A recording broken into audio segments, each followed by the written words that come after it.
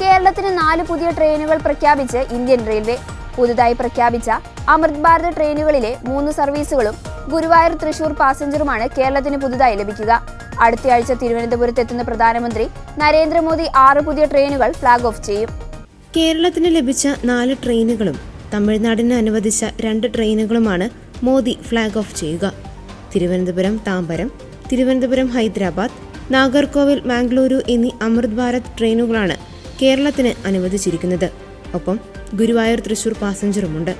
നാഗർകോവിൽ ചാർലപ്പള്ളി, കോയമ്പത്തൂർ ധൻബാദ് അമൃത് ഭാരത് എന്നിവയാണ് തമിഴ്നാടിന് ലഭിക്കുക. ഷൊർണൂർ നിലമ്പൂർ പാത വൈദ്യുതീകരണവും റെയിൽവേ പാസാക്കിയിട്ടുണ്ട്. ഒപ്പം അമൃത് ഭാരത് പദ്ധതിയിൽ ഉൾപ്പെടുത്തി വികസിപ്പിച്ച 11 സ്റ്റേഷനുകളുടെ ഉദ്ഘാടനവും പ്രധാനമന്ത്രി നിർവഹിക്കും.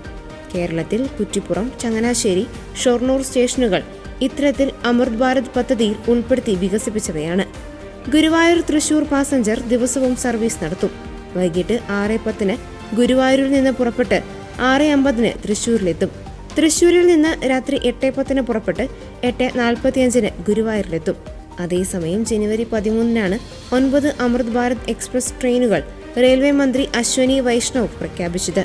പശ്ചിമ ബംഗാൾ, അസം, മഹാരാഷ്ട്ര, ഡൽഹി, കർണാടക, തമിഴ്നാട് തുടങ്ങിയ സംസ്ഥാനങ്ങളെ തമ്മിൽ ബന്ധപ്പെടുത്തിയാണ് പുതിയ അമൃത് ഭാരത് റൂട്ടുകൾ പ്രഖ്യാപിച്ചിരിക്കുന്നത്.